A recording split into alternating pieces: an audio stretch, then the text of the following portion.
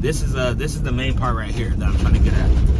So I'm doing research and I'm like, okay, I ended up I'm doing research and I'm like, let me I want to get my authority. You know what I mean? The minimum insurance to get your authority. All right, y'all, man, we back at it. Today is Wednesday, January 31st. We're doing our first order from Sunrun. We're heading to Rio Vista, California. The route is 50 miles and the pay is $184.50. Order number one. So let's get it, man. Give me a thumbs up for this video. Like, share, comment, and subscribe. Y'all already know, baby, we stay on the road to go get them sourdough chicken bits. All right, baby, so we on the road right now. Today's video is gonna be a little bit different. I'm gonna give you guys a little bit of insight on, you know, how my business is run. And because, you know, I watch a lot of YouTube videos. I watch a lot of people on YouTube, and a lot of the people that are in the cargo van, they are only doing the gig apps. You know what I mean? So what I want to give you guys a little bit of background, you know, about me, because I started my my social media on TikTok. I got like over 6,000 followers over there. So I really built my community up over there. I have a lot of content over there. But for you guys that are on YouTube, a lot of you guys don't know about my TikTok. So, but pretty much like a lot of YouTubers, they bought the cargo van and they're, you know, focusing on the gig apps. I definitely do the gig apps, but there's multiple ways to make money in this business. You don't have to just focus on the gig apps. You can do the local contracts, the dedicated routes, you know, build your own business up, whatever. There's multiple ways to make money inside of a cargo van. But pretty much what I'm trying to get at is, for me, yes, gig apps are they run a lot of where I source my money, but the apps that I'm using, I'm not gonna say the apps that I'm using. The way that I have my business set up, yes, I do use gig apps, but I'm also signed on to other carrier companies, and I also have my USDOT number. Now, so I have my authority.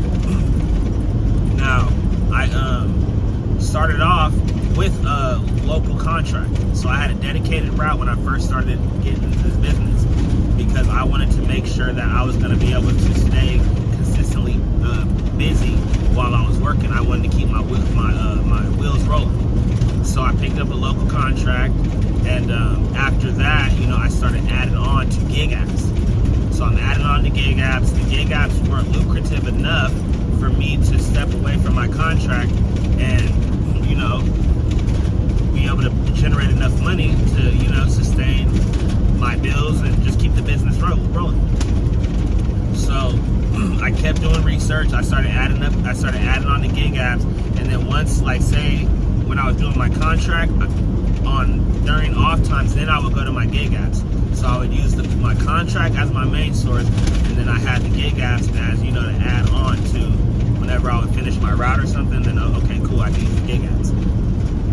Then eventually it switched over to me using the gig. Once I seen the money on the gig apps was lucrative, then because more gig apps, more apps started coming into the area, like Dispatch, Freight, you know what I'm saying? And those were like some of the main top cargo van apps that when I was doing my research, those were like the hitters. Like, okay, if you get on GoShare, Freight, Curry, and Dispatch, you can get cargo van loads off those ones, you'll be good. But we only had like Brody and like a couple other ones at the time. So once the gig app started becoming lucrative enough, and I'm like, okay, I'm seeing the money, I feel like I can make the money that I'm making at my contract job, at my contract, through the apps. Then I made that transition. So I made the transition, and then as I'm doing gig apps, you know, I'm doing cargo van loads, but then I'm also jumping in my car because the cargo van loads were not lucrative enough for me to, you know, stay away. But my thing was like, I'm moving to on demand. Everything is on demand. It's no more, you know, because with the contract, it was, you know, I got a little bit tired going to work some days. You feel me? Like, I don't want to go to work today. I don't want to go do that route. But I was forced to, not forced, but I didn't want to break my contract. So, but once we switched over, you know, over to the gig apps, and I was doing a couple loads out of my cargo van, but then I would jump in my car, you know, go do car delivery orders. Spark, Walmart Spark was one of my go-tos. I could make, you know, like $150 in the afternoon. I would knock that route out, you feel me? So, but then I'm like, all right, well, I'm in the cargo van business. I want to, you know, start doing, you know, bigger things. So I ended up doing research, figuring out how to sign on to carrier companies. So I ended up signing on to my first carrier company. I found out what the requirements were, and I had to up my insurance to the 100K cargo. Now I reached out to my broker, and she told me, she said I need to get my 100K cargo insurance, I have to up my insurance to 300 auto. So I went from what my basic minimum state commercial insurance was. I think I wasn't even having commercial insurance at the time, but I ended up getting the commercial insurance, the 300 auto, 100K cargo. My insurance rate went from like $100 to like $500 at that time. So I was committing myself, saying, hey, I'm gonna put myself in position to get more work by, you know, trying to work with these carrier companies that they bid off load boards. And my first carrier that I signed on to was Empire Loads. Oh shoot.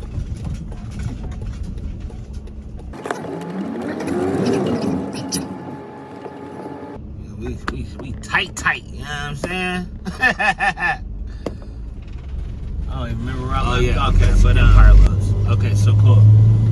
Alright, so I upped my insurance to the, you know, to the $500 a month, 300 auto, 100K cargo. And at this time, let's just say, I think it was, I forget what month it was. But so I upped my insurance and I signed on with Empire Loads, E&K Logistics. That was my first carrier company I signed on with. And when I signed on with them, I remember looking at the loads, and like their starting rate was like super low. And I was just like, I kind of got a little discouraged. And then, and then I also signed on with Ray Cargo Corp. And they would actually text me. So I got so Empire Loads, I'm looking at the load board, I'm like, man, pay is so low. My mindset was not at the right spot to go do those loads. Because a lot of the loads are like, if you're going this way, you're gonna have to come back home, because that's what I was doing at that time. I wasn't like staying out. I would do the load and then come back home.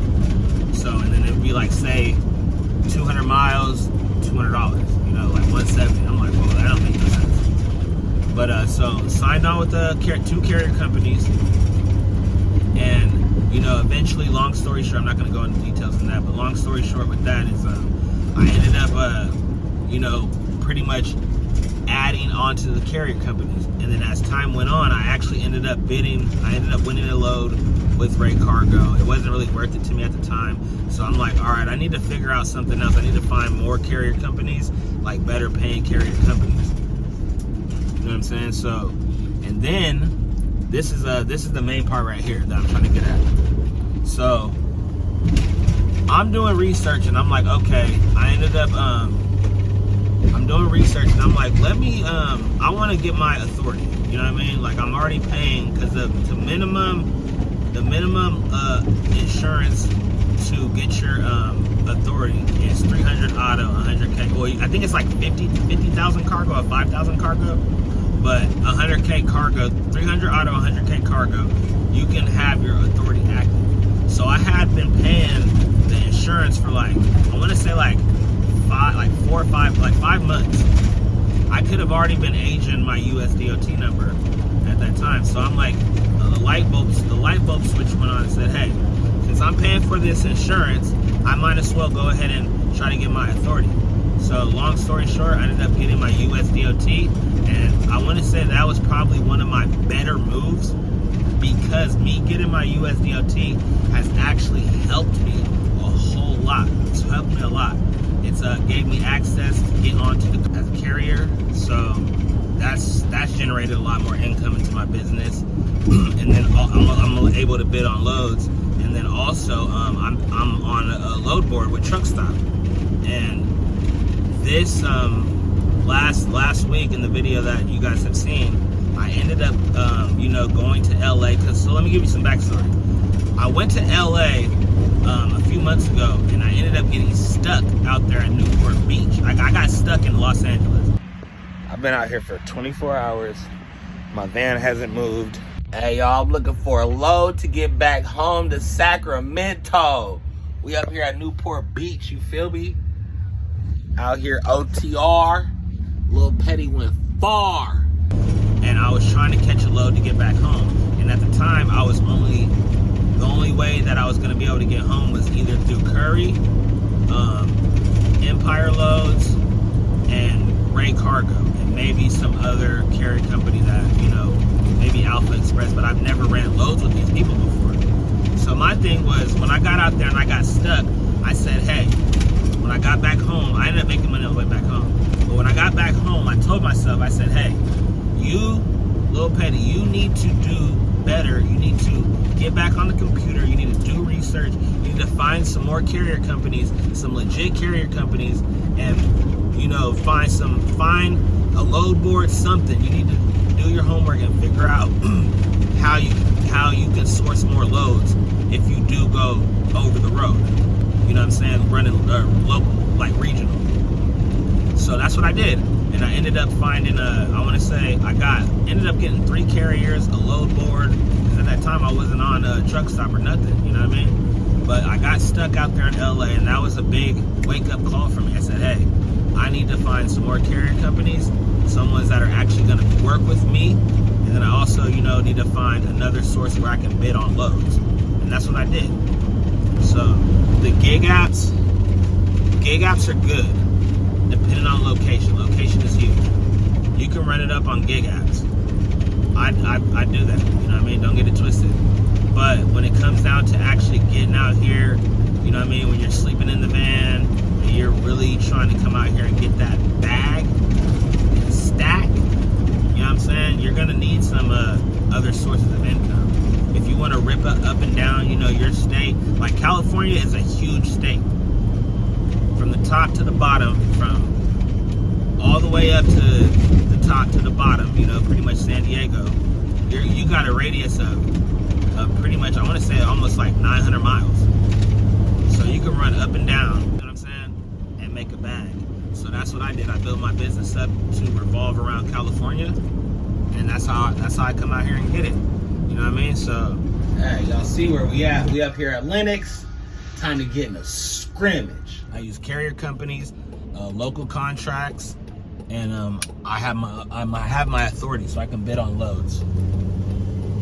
So I just want to give you guys a little bit of background on Lil Petty. You feel me? So give me a thumbs up, man. We about to drop it off right now. I think it's like $184. And guess what?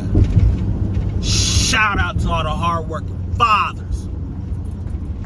That's my guy Ricky. Didn't bring my jacket. My rain jacket. Yeah, we just offloading the stuff right there. About to get on the roof. You want to move this? All right, man. So pretty much to conclude, closing thoughts. So it's cool, to do gig apps. You know what I'm saying? But at the same time, if you really want to, if you want to win in this game, it's best to not be a one-trick pony. You know what I mean? So you got to be flexible. What you can do is always, keep looking, be consistent. You know what I'm saying? Be consistent at what you do. Make sure you keep looking online for contracts, carrier companies. You know what I mean? If you're a gig apper, and gig apps are slow, you gotta adjust. You know what I mean? Like, don't just wait around, be like, oh, in a few months it'll be good. You know what I mean? But in the meantime, between time, I'm just gonna sit around. Like, nah, you gotta, make adjustments. You know what I'm saying? So yeah, man, that's we're gonna wrap it up just like that. You feel me? For the end of the video.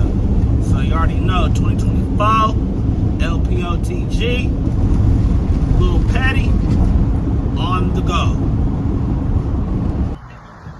Hey, baby, you already know how Lil Petty come out here and get it. We out here trying to get them big chickens. Let's go. LPOTG. You already know we pulling up for that spicy, crispy chicken fresh out the oven, tossed in a bucket with a side of potato wedges and McNuggets. Let's go. Finna skull. 2024.